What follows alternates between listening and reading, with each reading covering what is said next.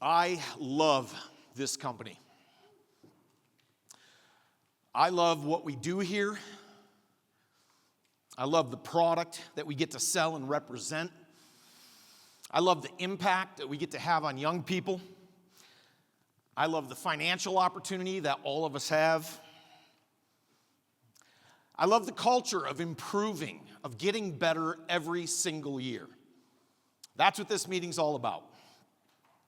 I love the travel that we are blessed to be able to do. I love the people. I love that we help each other. I love that this place gave me my life. I love this company. It's such a pleasure to be able to wrap up SLC today. I just want to put a bow on what already was just a stellar event. I have 3 simple points as we wrap up the day. Very easy, very simple. Number 1, I want you to realize how truly blessed you are. I'd like you to look into yourself a little bit, see if you can get more from you. And I'd like to talk to you about being a good person. Very simple stuff, but I do hope that it hits home. First point that I have for you is to do good work. Do good work. Some of you are in your first couple of years of being a DM. Some of you, you've been here 3 to 5 years as a manager. We've got some veteran DMs with some serious tenure in here. We have DVMs whose career spans 10 to 35 years in some cases. You know, we have people in the room that had a rough summer. We have people in the room that had the best summers of their careers. I've had great years. I've had hard years. I've never won a personal silver cup. Drew Frank has 137. Regardless of what the last few months have brought to you, you are exactly where you're supposed to be right now. I believe that. Bruce Goodman once said, where you are is not who you are. Meaning, of course, where you are in the business right now is not where you need to stay. This business, like any other business, is a process. It takes time to become great. It takes time. Every single titan that you know of, and we could rattle off the names, every single titan in our business started out as a rookie, stumbling through notes, trying to figure things out, trying to gain confidence. Every titan started that way. Any one of you, any person in this room, and I saw a lot of first-year hands go up, any person in this room can become the next Amir Habash, the next Michaela Flake, the next Trey Harris, Kate Vassy, Tyler Strauss, Brett Wiggins, Jeff Gamboa. Any person in this room can do that. Here's what I know. Everyone is jealous of what those people have. No one is jealous of how they got it. Now you can Mr. Gamboa. People see the silver cups. They don't see the work. They don't see the sacrifice. They don't see the tears. They see the awards. To have what those people have, you must be willing to do what they did and what they continue to do. Right? You got to put in the hours. You've got to learn and grow. You've got to master the basics. Read Stacy's book. You got to improve your PR program. You got to take risks. You got to work hard at the right times. The question is, how bad do you want it? I dare you to stop messing around and dedicate the next 6 months of your life exclusively to you and your goals. Don't announce it to anyone on Instagram. Don't even talk about it. Just do the work on you. And then reemerge 6 months from now a completely different person. You can't help others reach for their highest potential until you're in the process of reaching for yours. But you must lead you first. I can tell you this, though. A year from now, you will wish that you had started today. So I want you to think about Houston last year, if you were there 365 days ago. Ask yourself what you have done to personally grow yourself and your business in the last 365 days. And if the answer is, I read a couple books. I went to staff meetings. I watched 2 Vector Connects. I listened to a podcast. You haven't done enough. Fact. You're selling yourself short. We all need to evolve as leaders, continuously, constantly. We are always becoming. It never stops. We have a responsibility as leaders to continue to grow and improve as business executives. It's our responsibility. It's your responsibility.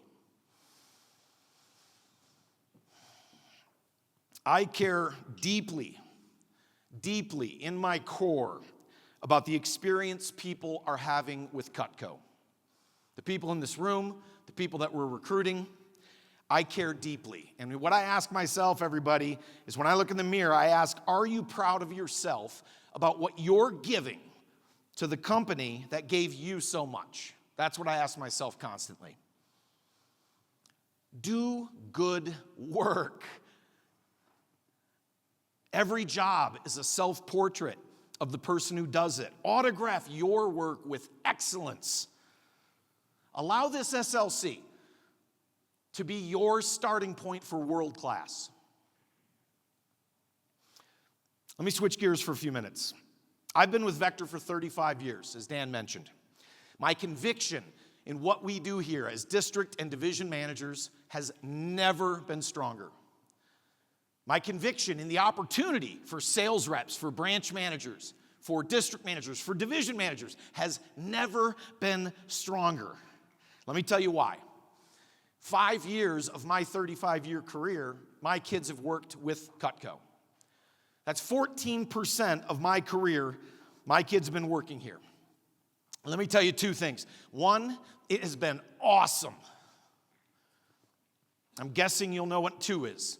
It has been hard. If you don't know my kids' history with Cutco, let me just try to cover their lineage in a couple brief moments here. Let me start by saying both of my kids are self-described introverts. Everyone thinks, oh, it's Jeff's kid, they're going to be all fired up. Self-described introverts. Neither of them wanted to sell.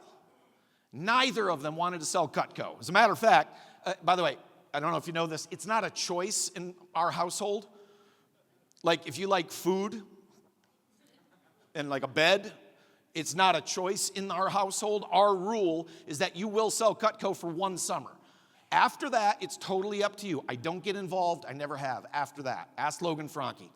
We talk about Delaney all the time. I go, I don't know, dude. You're a boss.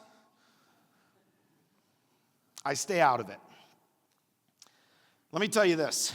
When your children get on the starting line of working here in the place that you love, in the place that you've given hundreds of speeches of how great this place is for kids, you want to know what goes through your head? What if they quit in their fast start? What if they hate it? What if the expectations of being my kid is too much for them? What if they resent you for making them do this job? What if it destroys their confidence because they don't do well? What if? That's what I thought of. Here's what happened. My son, I said, all right, you're starting to sell Cutco this summer. He said, what if I don't want to? I said, good for you, tough. 10 grand in his fast start, 112 demos in the summer, 48 grand for the summer, number 28 in the scholarship race. His growth was enormous. His second summer was COVID. He was a sales manager with Logan. He now lives in Japan where he works for Siemens full-time. My daughter, I texted her in May of her senior year. I said, when do you want to start training? She said, preferably never. The actual text exchange is remarkable. I won't bore you with it. Sold 10 grand, 19 bucks more than her brother, 108 demos, 40 grand, 34 in the scholarship race. Growth was massive. She was a sales manager last year. She branched this summer, and now she's in Leadership Academy with Mr. Franke for the 3rd time. Thank you for guiding my daughter. Now, when your daughter, your little girl, your angel, your princess, gets on the starting line to become a branch manager in the place that you love, in the place where you've given hundreds of speeches on the branch opportunity and how it's so great for kids. Do you want to know what goes through your head? What if she quits in May? What if she hates it? What if she resents you and your company? What if it destroys her confidence? What if she's at the bottom of the standings when the bell rings? May I share her branch experience in 5.5 minutes? This is her getting her branch promotion at the year-end banquet with the VMAs. At that point in time, Logan thought she was branching. I wasn't sure. And she just got her branch promotion. That's real. I took the picture, so I'm like, well, she's got the plaque. That's cool. As her RM, as her region manager, I know it's great for her. I know it's great for her life. As her dad, it's incredibly difficult. It is a gut punch to watch your daughter bawling her eyes out. I think we all know what the emotional swing of a branch summer looks like, yeah? Logan did the EKG earlier, right? I'm going to show you my EKG. This is what a branch summer looks like when your daughter's a branch. There's days they're on top of the world. There are days where there are crushing blows to dad's heart. What you're about to see is the actual journal that I took and I wrote every day or almost every day of her branch summer, leading up to it and her entire branch summer. I'm going to quickly share just 19 days of the entire summer. Here we go. March 29th, Delaney's running her first ever training seminar in Logan's office. She had class this morning and then left. She got caught in some traffic and was late to get there. She called me bawling. She was so upset that she was going to be late. And so it begins. That was March. That was March.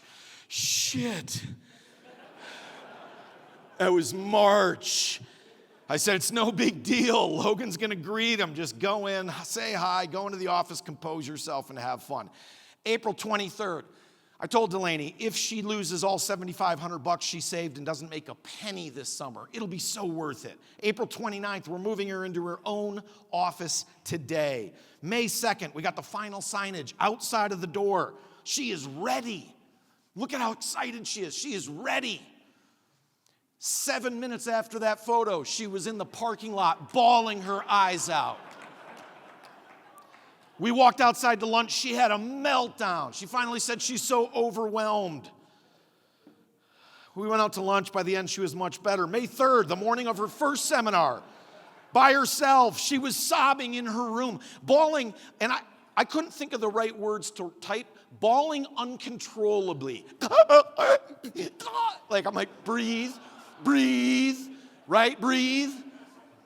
And then I started to talk her down after she could breathe. This is on her way to her first seminar in her own office. We talked about how the kids coming to training are way more nervous and that it's okay for you to be nervous. It's totally normal. I said, have fun, be yourself. You sold 50 grand worth of this stuff. You know what you're doing. She had 3 people in her first seminar ever. It was a very nerve-wracking and stress-filled day for me. Yes, that's May 3rd. I told her that was the hardest day of your 3-summer career so far. It's done. By the way, a side note, if I may, I'm not going to teach anything today, but a side note, think about having your assistant managers go to your branch's first seminar, if they're within an hour or two, just to go there and greet and introduce the branch manager. Powerful stuff. May 4th, first launch of her career. She was laughing and having fun this morning. This is the photo I took on the way, day 2 of training. I said, do you remember yesterday? Do you recall what was happening? And she just gave that grin and got in the car and didn't say a word to me and left. This is so good for her. What a difference just 24 hours makes. Growth. She launched 3 for 3. They sold 0.0. I said, it's totally okay. I told you, you survived. You survived. You're not scared anymore. Now you know you can do it. That's May 4th, I'll remind you. May 10th, second training seminar ever. She has 19 scheduled, most of any new office in the region. She did confirmation calls yesterday, 9 confirmed. I think we all know what that means. She did not. She was positive all 9 were going to be there. I said, we'll see, maybe. It happens. Few of them texted her that day. They said they're not coming. This is not for them. She cried. By the way, my daughter's tough. My daughter is tough. Have any of you cried because of this job? Raise your hand if you have. Everybody raise your damn hands. Scott Dennis, raise your hand. Come on. Everyone has cried. But she cried a lot. Oh my gosh. Unfortunately, only 4 showed. I was very worried about how she'd handle it. She handled it like a champion. She texted me, I'm a little disappointed, but it's a good group. She got home, she was positive. She emptied the dishwasher on her own. Huh? I said, I've never been more proud of you in my life. She's growing. May 11th, Molly called in her first sale, homemaker. May 14th, after dinner, she cleaned everything up. Amazing transformation. I don't think she even knows why she's becoming responsible. Answer, branching. She cleaned out the entire fridge and freezer on May 16th. Who in the hell is this kid? Cleaned it out. May 25th, I prayed hard again for 5 to launch. I got the texts. She knows to text me. 1 when 1 shows, 2 in second, 3, 5. Boom. She won 25% of Costa Rica. First office in the region to hit it. Unreal. She was being funny and said, hey, Dad, 9 to 5 is for the week. Am I right? It's a t-shirt that Tina Marie got me years ago that I absolutely love. May 27th. Holy crap. Laney was the number 1 office in the region, or for new offices, number 2 branch in the nation, $19,000 for the week. June 1st. Delaney had a huge smile and said, guess what? I made $2K last week. I said, actually, you made 3. 500 went to expenses, 500 to withholdings. So cool. June 13th, she did one-on-one training for a girl yesterday. She launched her. She has training again tomorrow. She started crying again. Said she was overwhelmed because of SC1 signups and 2 seminars in the same week. June 14th, she had 4 show to day 1. She started what? Yeah, heck yes. Because she's worried that she's not number 1 for that week and she might not be number 1 for the SC1 push. She said how embarrassing it would be. And that I've never heard her say this in 3 summers. She said, do you know how much pressure there is for the past 3 summers being your daughter?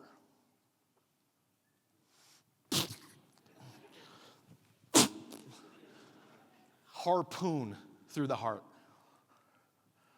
We prayed together. I told her she's already exceeded all of my expectations. I said, I want you to enjoy this while you're in it. And I sent her this note. I said, Lane, I'm so damn proud of you. Not only did you take a massive leap to run a branch office, you're crushing it. Number 6 in the nation after the first 6 weeks is massive. I'm so impressed with how you're handling the ups and downs of running a business. You will remember the summer of 24 and the Ann Arbor team forever. Budapest and Costa Rica are yours. Finish strong in admiration, Dad. I love you more. June 20th, Delaney and the Ann Arbor team were number 1 for the SC1 push, number 4 overall. She was on a panel, did excellent. Her confidence is through the roof. Fast forward to July 17th. SC2 push started, the father of all phone jams. She had 8 set as of 3:40 p.m. She's crying about how hard it is. She doesn't have fresh leads. Crying, it's been 3 years of this. I said, as a dad and region manager would, call some past customers. Yeah, that's just more rejection. I said, okay, somebody took a turn to negative town. Great. I walked out.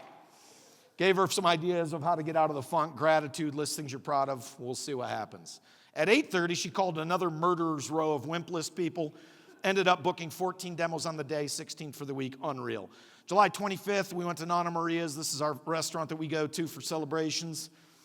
I printed her branch journal, read key parts to her at dinner. It was awesome. SC2 personally sold 16 grand, pocketed 8, top 20 rep, won 3 office trophies. She received the most impressive award from Mr. Franke. She loves that. Thank you, Mr. Franke. She received her SFSM promotion for hitting 150K in sales. So grateful. End of the summer, what happened? August 30th, this is in Olean a week and a half ago. 138K for the summer, 1 trips to Costa Rica and Budapest, maxed out her Roth IRA, profited 20K, number 1 branch in the region, number 8 in the nation. Her confidence is through the roof. She's armed for life.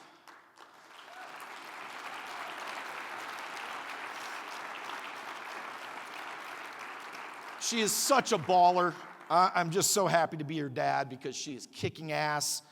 She overwhelms me with pride. But that's what this company does.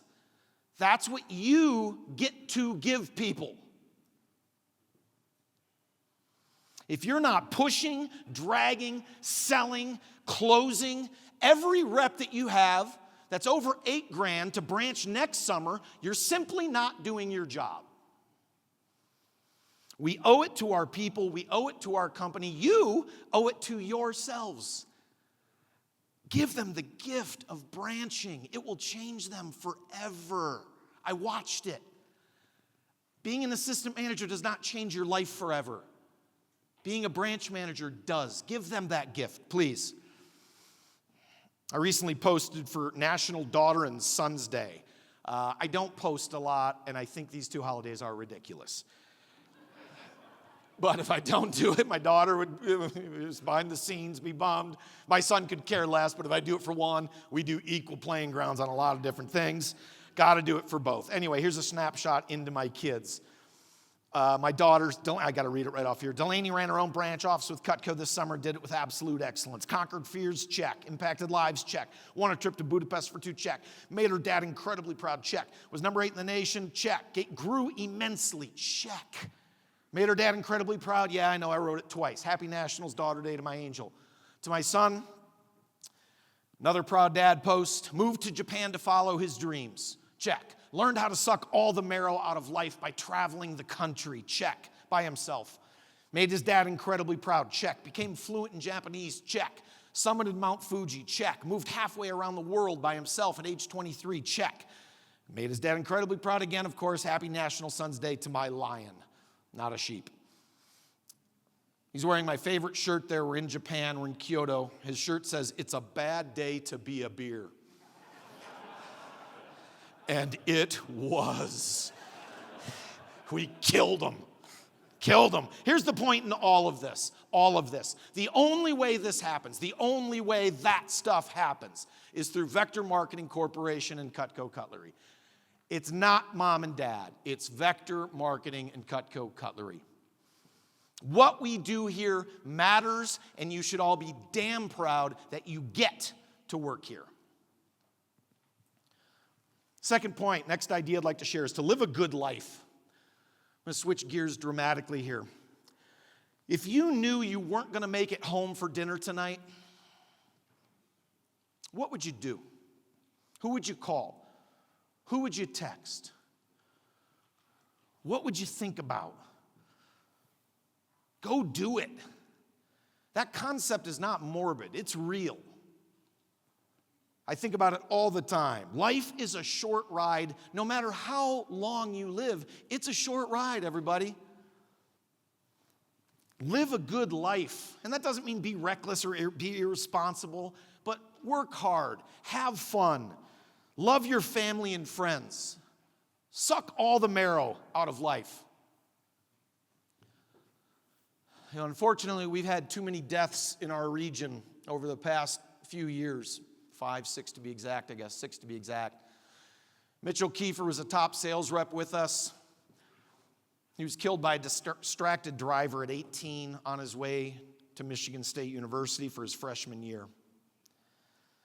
Kip Mangira, top CSP, got hit by a car on a 4-wheeler on a region trip.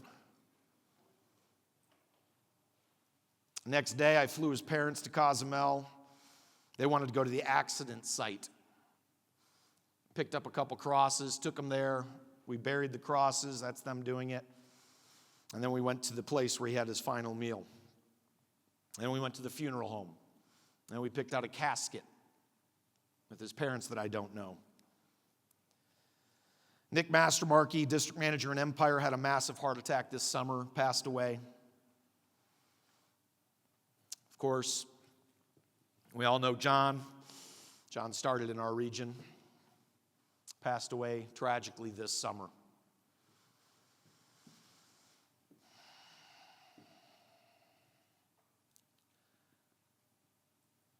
And we have the audacity to be sad or mad about a bad sales report or about a bad day. I know these people would love to have a bad day. 170,000 people around the world died yesterday. Do you get that? 170,000 died yesterday, and you're here.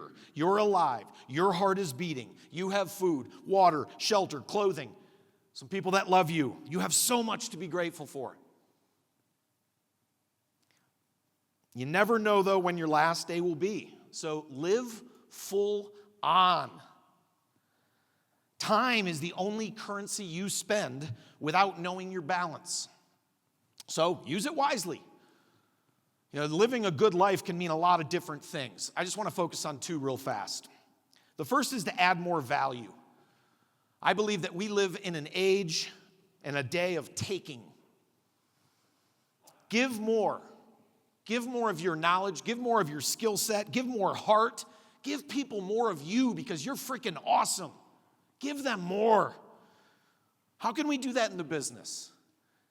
A few simple ideas. Pick up the national newsletter. Send a 20-second video to someone saying great job and someone that doesn't make you money. Try that. Text someone. You're a rock star. You launched 8 on campus. Call a branch manager that's not in your district and say, whoa, unbelievable. What would that do to that person? How many of you have a newsletter that someone wrote to you, wrote something on a newsletter or something? I bet it was something that they barely thought of. They just did it quick, and you're cherishing that thing. Write a note to whoever brought you into the business and say thank you. Endless possibilities of how we can add more value. You're all very, very good at it. Second idea under living a good life is to start every single day with gratitude.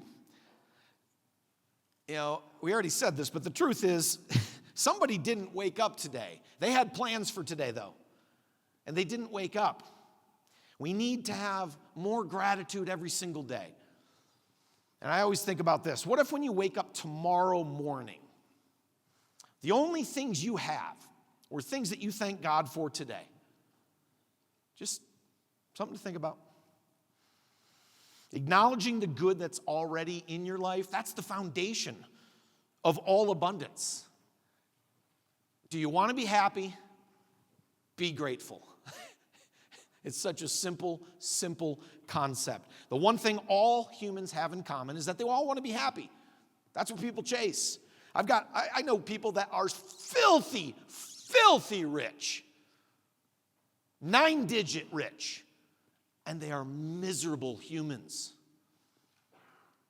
You want to be happy? Be grateful. It's the foundation of human life.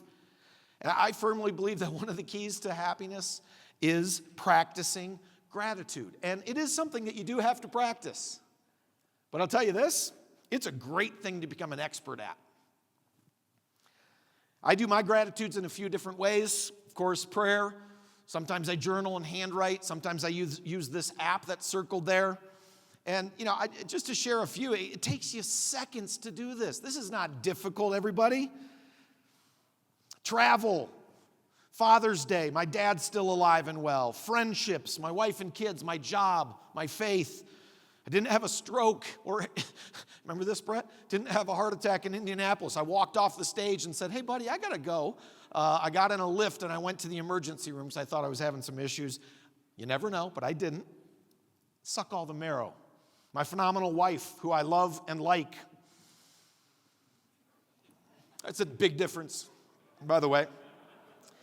The actual goal, of course, everybody, is not to have a notebook or an app full of your declarations of gratitude, but rather to make gratitude a default feeling that you just go to when things aren't going well. It's a default for you.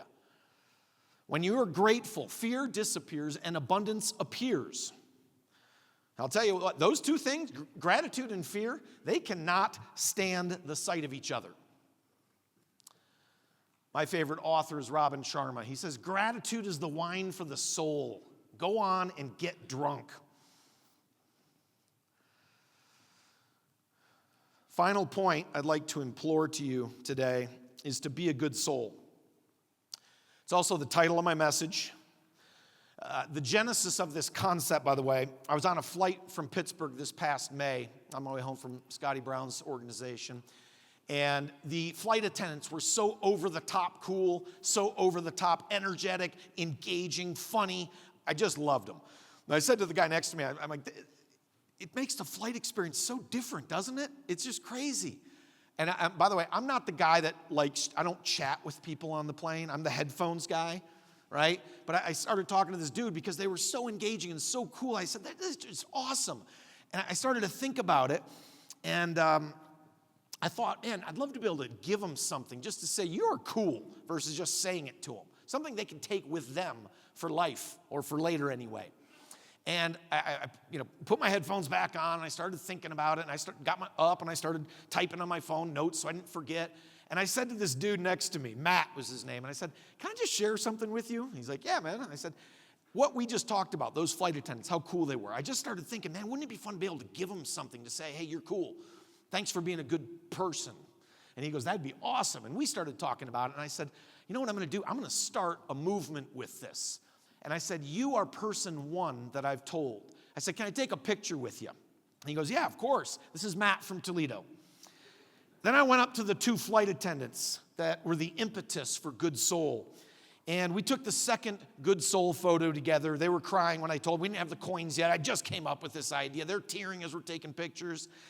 So anyway, whenever I run into someone that's kind, generous, helpful, just a good human, what I give them is this. And these are brand new. The card says, if you receive this card in coin, thank you, as you are a good soul. Keep being you. Keep spreading optimism and positivity. The world needs more people like you. Cheers, and God bless. That picture, by the way, is one of my favorite pictures. That's at my hallowed ground, Hilton Head, South Carolina. That's a sunrise picture. I was taking it of the ocean. I wrote, be happy in the sand, and I was taking it. And this dog, that's not my dog. That dog was chasing a tennis ball and flew across, and I caught it. And I love dogs, so I'm like, that's it. That's the photo. I love it. So I put that on there. The coin says Good Soul. That mountain there is the Matterhorn in Zermatt, Switzerland, my favorite mountain.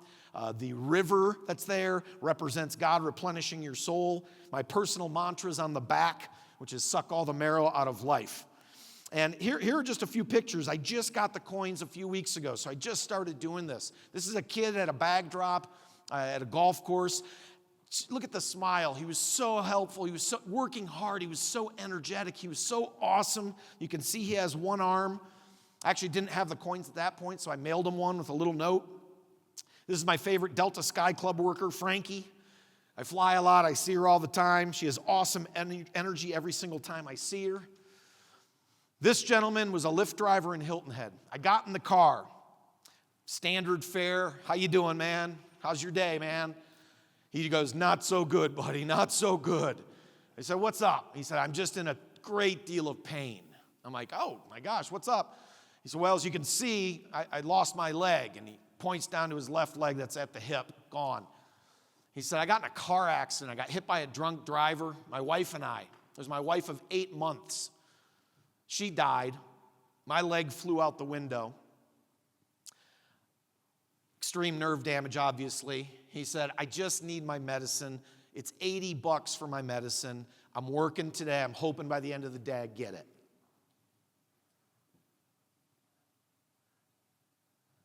I'm in the back. Filthy mess. I'm like, bro, go get your meds. Cancel the day. Here's your money. He started crying, brings me to my hotel. I said, can you just wait here? I go get the coin, brought it down, cried some more, took a picture with him. That's him, his fabulous dude. Last one is this young lady here. She works for the company that sprays bugs outside of our house. And she picks up all my dog's toys. That's the picture to the right there. It looks like a damn pet cemetery in my yard almost every day of the year. And whenever she's there, she picks them up, she puts them on our patio by the fire pit, arranges them. She loves my dog, Luna. And I didn't have the coin when I saw her, when I met her, but her energy was infectious. She was awesome. I said, here's this deal. Here's what I'm doing. I'm getting the coins in the next couple of weeks. Next time you're here, you're going to get one. I knew she was coming out. I was traveling. I wrote a note, and I put the coin on the patio. Here's what she texted. Jeff, the coin is beautiful. Thank you. I will cherish this gift. And then my wife got home and texted me that. I just got home and saw Adriana. When I asked her if she got the coin, she had a huge smile and her eyes welled up. She said she sent a picture of it to her family. You can tell it meant a lot to her. So anyway, I hope all of you received your coin and card. If you did not get one, there's a little bag that is here for you to get. And that's for being good souls, everybody. That's for helping the next generation learn about work ethic and life and leadership and everything that we do here. It's not difficult, people. Be a good soul. It's never a bad thing to do a good thing. Think of other humans. How often do you congratulate or recognize someone out of your financial sphere of influence? Can you imagine if everyone in this room just picked up the national newsletter and started firing congratulations all over the place to different people that weren't part of their organization? Powerful stuff. Let's all get better at being better.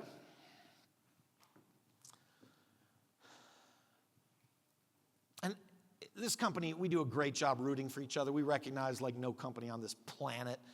But why not root for each other out of our regions, out of our divisions? Wouldn't we all be better for it? We're in a sales organization. We're all going to have ups. We're all going to have downs. All the titans have been ups and downs as well.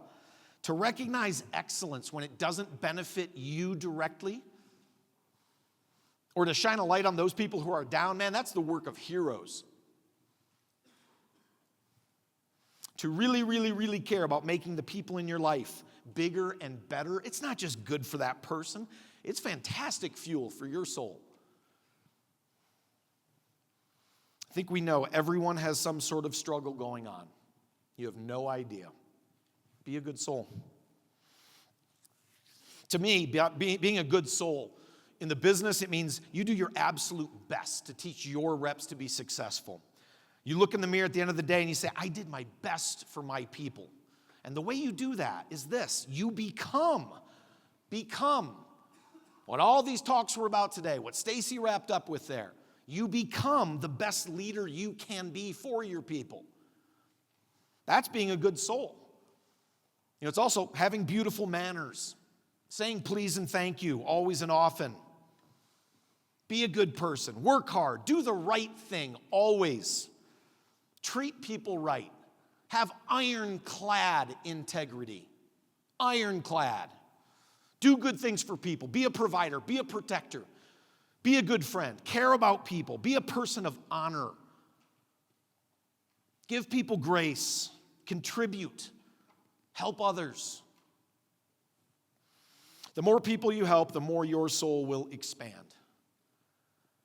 Now think about this just for a second. Being a good soul to just 3 people a day, that means you uplift 90 human beings in a month, 1,000 in a year, 10,000 in a decade. If you live a long life, 1 million people. If everyone in this room did it, that's 300 million. We can make a major difference in the world. Let me wrap up with this. People are unreasonable, illogical, and self-centered. Love them anyway. If you do good, people will accuse you of selfish, ulterior motives. Do good anyway. If you're successful, you will win false friends and true enemies. Succeed anyway. Big people with even bigger ideas will be shot down by small people with even smaller minds. Think big anyway. What you spent years building may be destroyed overnight. Build anyway. Give the world the best you've got, and you'll get kicked in the teeth. Give the world the best that you've got anyway. And be a good soul. Yeah. Be a good soul. Thanks.